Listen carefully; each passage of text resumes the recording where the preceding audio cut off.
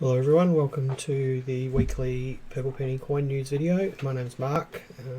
I run the Purple Penny, a coin shop in the northern suburbs of Adelaide with my wife Catherine, who's just closed the door because I forgot to shut it. I've been having a couple of technical issues this morning. We've got a new light and I forgot to test it before I plug the video in, so I've been playing with the colour, the light colour temperature of the light and adjusting the white balance on the camera. That was a bit of fun, and of course I've forgotten to close the door, so Catherine's had to close that for me, so thanks to her for doing that. I don't have any news this week. There's been nothing really coming up in the news about banknotes or coins or anything like that, so I'm going to just talk about some of the odd things that we've been buying in the last couple of weeks and just share some of those things with you. And the topic of the day is proofs and specimens and circulation coins, and just what the difference between those are, because it is a fairly common question and it was a suggestion that someone had for a topic of the week a couple of weeks ago, so I thought I'd run with that. Let's just say hello to a few people. G'day Greg and Gemma and Ogie, Tanya. Tanya's one of our regulars here. Gwen, Wendy, Mike, Paul, Ashley, Ash. Looks like I'm sitting in a tent. Wendy says it looks like I'm sitting in a tent. So this is the office that I spend most of my time in, Wendy, and behind me, just to my right here, is the computer that I do all of my work on. And back here is, and I'll just give you a quick glimpse of this, is a mess behind this curtain. So these are all the coins that are in process of being worked on. And just where this computer's sitting is some shelves on the wall, and there's a light tent on one side, and my camera is just over there for taking pictures of coins and all the coins that are in the queue to get photographs of are there. So it is quite a small office, and I just have been playing with the lighting for a few weeks now, trying to make things a little bit better and trying to make my forehead not appear quite so shiny, with fairly mixed results. It is a very small office that I'm in, and just back here we've got one of our covers that we put on our cupboards out the front. I just hang up the back there. I really need another light at the back here just to illuminate this thing a bit better, but I think I'll spend enough on lights for the time being. Maybe in a few more months when I get bored I'll buy another light. Anyway, so what's been going on in the shop this week? Catherine and I are contributors to the Australian Coin and Banknote magazine, and over the weekend we completed an article for the Australian Coin and Banknote magazine, and we're in the process of completing another article for that. So I've just brought this in today, which is a World War I Australian identity disc, what's called a 1907 pattern identity disc. And the article that we are in the process of completing is about Australian identity discs made on coins. So this has just come in today so that I can take an image of it and include it in the article. So Catherine and I try to write at least one article a month for CAB magazine. Sometimes we manage 2 or 3. It's a good bit of fun for us. We do enjoy it, and we enjoy the feedback we get from that. So that's one thing that's going on. We bought this week, which is it's actually a horn bezel from an EK Holden, and it's mounted on a steel backing. And I'm not sure if you can read on the back there, but it says 1962. 1962, the year of the millionth Holden. So this is a paperweight that we believe was given to dealers upon the production of the 1 millionth Holden, which, as I said, was an EK Holden, and this is a horn bezel from the middle of the steering wheel from an EK Holden. So that's a really interesting little collectible there. It was brought in by someone who knew that we liked old stuff and brought that in this week. So Holden things here in Adelaide are always very, very popular, as you can imagine, because this is where all the Holdens were made. Now this is a note that generated a fair bit of interest during the week. It's a Zimbabwean $100 trillion note. I'm not sure if I can The camera just is overexposing on that a little bit. It's a Zimbabwean $100 trillion note. Now, how many zeros is after 100 trillion? You're looking at 15 zeros, 14 zeros after the 100 there. Now, Zimbabwe is a fairly messed up country, and they've had a number of economic crises over their years, and they had what's called a hyperinflation period, where the inflation was going up, inflation being the rate at which money devalues itself. The inflation rate was so high that they needed to print new money basically every month or so, because the old money became invalid. And this was the penultimate, this was the ultimate result of that, the highest denomination note that they issued. Very low catalogue value, sort of $10 US, but they actually sold for 200 or 300 Australian dollars. So interesting note. Lots of people actually have them because they do have such a big number, and they are quite sought after. Right, on the environmental front, Catherine is trialling new tape. Now, we are very careful here with our use of packaging. We buy very little new packaging. We pretty much repurpose everything that we can, and that includes boxes, envelopes, stamps, bubble wrap, packing beans, all that sort of stuff. So everything gets repurposed here. And Catherine is very conscientious about that, but we've actually started to think about some sort of biodegradable packaging here. So she's trialling biodegradable tape this week. So that'll be an interesting exercise for her. She tends to be a bit picky about her tape, but we shall see how we go with that. It should be an interesting exercise for her. And the last thing I wanted to show you this week, because we really do, so we're just going to find places to put all this stuff, because we really do buy everything, is this beast here, which I was very, very pleased that it came in. It's a 1/18th car model, and it's the Ghostbusters Ecto 1. Ghostbusters, the original movies from the middle and late 1980s. This is a Matchbox car model. We bought this a few weeks ago, and I've got to say it is immensely cool. When we opened up and had a look, it had never been opened.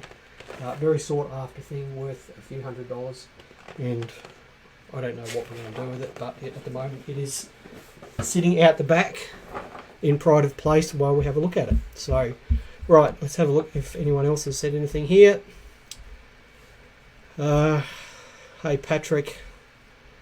Hey Paul, I'm fluffing around with the colour balance. Believe it or not, this is pretty much what I look like. I'm fairly red, so this is what I look like. G'day Brett. Gemma's looking for 100 quintillion Pengo from 1945-46. I haven't seen one of those, Gemma. I will keep my eyes open though. G'day Clay, and g'day Andy and John. Right, so this week I thought I would have a go at this topic here, which is circulations, coins versus proof coins versus specimens.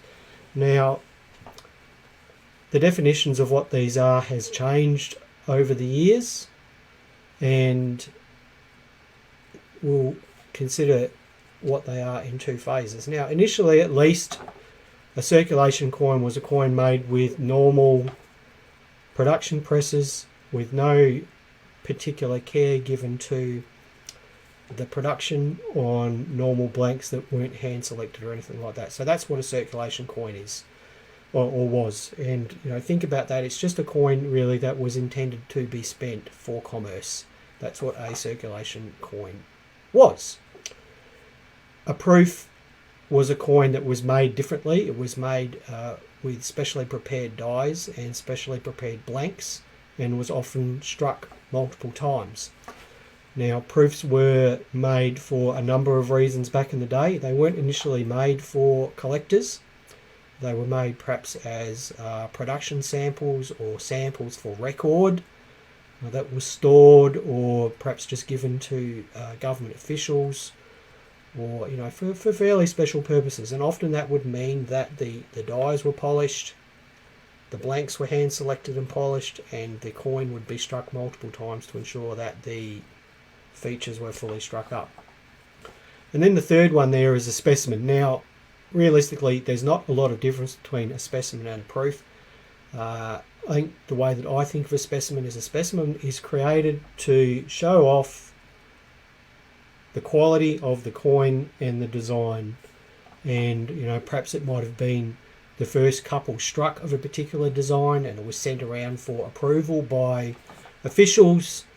And the trouble with it is, of course, is that often it was produced on a hand-selected blank, and it was produced on a die that was created with the utmost care, you know, to ensure that the best quality coin was created. So, you know, realistically, there's not a lot of difference between a specimen and a proof, but perhaps the purposes that they were made for were different. Now, what of that actually applies to today? And the answer is almost none of it, because these days proofs and specimens aren't made as samples or presentation pieces. They are made for commercial reasons. Similarly, what are called circulation coins are made for collectors as well, and these definitions are basically out the window. So if we have a look at what they are today, now the only way that I can think of defining a circulation standard coin today is that it is not a proof or a specimen. Now, what does that mean? It means that if the Royal Australian Mint produces a proof version of a coin and a specimen version of a coin, but then they produce another version for collectors, they don't want to call it a proof or a specimen, they call it a circulation coin. It's struck to Uncirculated Standards. Now, it doesn't mean it's struck for circulation. It means that it's not a proof or a specimen. And in my opinion, those uncirculated coins are created to special standards. There is care given to them. And the good example that I have of these are all the C Mint Mark $2 coins. The C Mint Mark $2 coins are clearly, in cards, are clearly better coins than the coins that are in rolls. Clearly the Mint takes more care with producing them. Clearly they're handled better. Now, the Mint might call them uncirculated coins, but they're not uncirculated in the same way that you get one out of a roll or out of a mint bag. They are made to a specific standard. They are struck differently, and they are handled differently, they are packaged differently. And for all intents and purposes, you could call them proofs or specimens, but from a marketing point of view, the Mint calls them uncirculated. Now, what's a proof? Generally, most mints call a proof something that has frosted devices. That means that the design is frosted and the letters are frosted. Generally, that's what people call a proof. So, I'll just grab a few proofs here to give you an example of them. So this is a proof bounding roo. Now you can see there it's got frosted kangaroo, frosted lettering, and so on and so forth. And on the other side of the coin, the Queen's portrait is frosted, the lettering is frosted. Similarly, our proof set here, you can see there we've got a 2022 proof set in the lovely biodegradable packaging. The devices are frosted. The devices and the lettering are frosted. The fields are mirrored. Now that's what most mints today call a proof coin. Where it becomes confusing is that, you know, back in the 90s and also the 80s, mints started creating coins like this. This is a 1995 silver kangaroo. And if you look closely at this coin, what we've got is we actually have mirrored devices. So the kangaroo design and the lettering are mirrored and the fields are frosted. So that's the reverse of what is generally called a proof. Now, back in to 1995, the Mint described this as reverse frosting. They described it as reverse frosting. The US Mint calls it a reverse proof. Currently, the Royal Australian Mint produces the same bounding kangaroos coins with the reverse frosting, and they call it frosted unk. Now, in all intents and purposes, this is a proof coin. It's produced to exacting standards on a polished blank.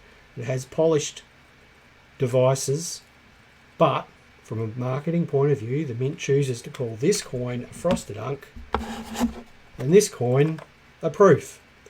They sell this one, the proof, for a higher margin than this one. So that's a marketing thing. Perth Mint, on the other hand, they've started using the specimen term. So this is a proof. So we've got the mirrored fields and the frosted devices, frosted lettering, frosted portrait. This is another kookaburra. It's got mirrored devices and frosted fields, and the Perth Mint calls that a specimen. Purely marketing, nothing more, nothing less, just marketing. So these days, I guess what I'm getting at is that there's no hard and fast rule for what is a specimen and what is a proof. It's purely a marketing term that the various mints around the world top and change and use interchangeably. So if you go and have a look at the US Mint, they'll call a proof one thing and a specimen something else. The Royal Canadian Mint has different terminology. The Royal Australian Mint has different terminology, and so on and so forth. They don't mean what they used to mean. I hope that is clear. I hope the person that asked for that topic is happy with that answer. It's not an easy thing to understand, but I guess if you keep in mind that generally the mints will want more money for a proof coin, so they tend to call proof coins are the pinnacle of their cost structures.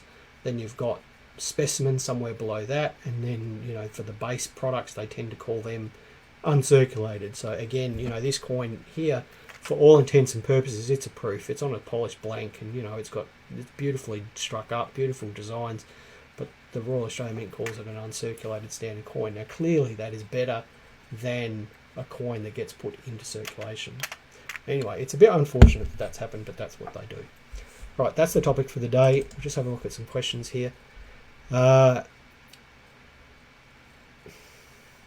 is saying, any time to mention gem uncirculated, brilliant uncirculated, and frosted uncirculated. So, Gemma, frosted uncirculated is what the Mint calls this. Okay, so they call it an uncirculated coin. It's frosted, and therefore they call it frosted uncirculated. I don't call that a grade. It's really a description of a method of manufacture. Gem uncirculated is a grade. So gem uncirculated is the adjectival peak grade. That's the adjectival highest grade that you can get. Brilliant uncirculated is an American term that doesn't get used much here in Australia. It's basically a way of, I guess, loosely describing an uncirculated coin that's got lots of luster. The uncirculated grades here in Australia are uncirculated, choice uncirculated, and gem uncirculated. I've seen brilliant uncirculated graded coins here in Australia that range anywhere from almost uncirculated to gem uncirculated. So I would always take brilliant uncirculated with a grain of salt, because it doesn't necessarily mean anything. David says, what are your thoughts on the 1916 Silver Series? Some call them specimens, others call them proofs. PCGS call them specimen proofs. That's the blurry line between specimens and proofs as far as I'm concerned, David. They don't. One is not necessarily one or the other. I'm of the opinion that specimens were, I guess, the samples of the final production design. And that means not necessarily that they had any polishing or frosting or anything like that. They were just struck to the best standards possible. But the 1916s, they made a few sets of those. I don't know, 6 of one, half dozen the other, and I think that's what PCGS have done by calling them both. Right, I think that's it for today. Sean is saying, would coins in a mint set be of better quality than the coins that get put into circulation? Almost always the mint set coins are better than the ones put into circulation. Again, they are handled differently to circulation coins. They don't have the same bag marks and things like that. So, are they Unk coins or are they something different? I guess, again, the lines are blurred from a marketing point of view. All right, that's it, everyone. Thanks for watching. If you have any things that you'd like me to talk about, please let me know what they are, and I'll pop them up on the whiteboard over there. And when I'm thinking about something to do, I'll take those into account. send us a Facebook message, give us a call, send us an email, whatever it is that you prefer. And would love to. Ash says, any chance of photography as a topic? So Ash, the challenge with photography is that I can't take good phone images with my phone and of coins, and the reason for that is because I don't really try, because we've got a camera rig over here that I can take exceptionally good pictures with really easily, so I don't bother trying to take them with my phone. The thing that I will advise you with your phone is learn how to lock the exposure on your phone and learn how to get it to focus on an element. Now, locking your exposure on your phone, on my phone, I've got an Android phone, I can hold my finger on the screen when I'm trying to take a photo or something, and I can lock the exposure. Similarly, if I want it to focus on an item, I just touch on the item. And the other general principle is light. You want more light, the better. That means often taking it outside and doing it in the sunlight, which is going to be better than doing it inside. It also means that you don't hold the camera too close to the coin, because phones don't have very good macro capability, so it means holding the camera away from the coin. Getting up close to it is just often not going to result in a focused coin. So, and the other thing is, if you're emailing pictures that you take with your phone, crop them, because there's no point emailing someone 98% blank space with a tiny little coin in the middle. That's some general principles with the phone. I will try to do a presentation on that. I've got some slides from someone that taught me some phone photography stuff. I'll see if I can pinch some of that. But yeah, like I said, we've got a camera with a fixed macro lens over here and some really bright lights and some cool software to control it, and that's just what we use. We've used the same thing for almost 10 years now. It works pretty faultlessly for us, and that's why we don't bother doing it with phones, but it's probably a worthy topic. Thank you for the suggestion. James is saying he found phones awkward and he set the camera on a tripod if doing it a lot. Yeah, no, that's exactly right. When I'm taking videos with my phone, I've started, as from the suggestions from the people here, I've started putting it on a tripod rather than hand holding it. So, all right, everyone, happy collecting, stay safe, and we'll be back next week. Bye for now.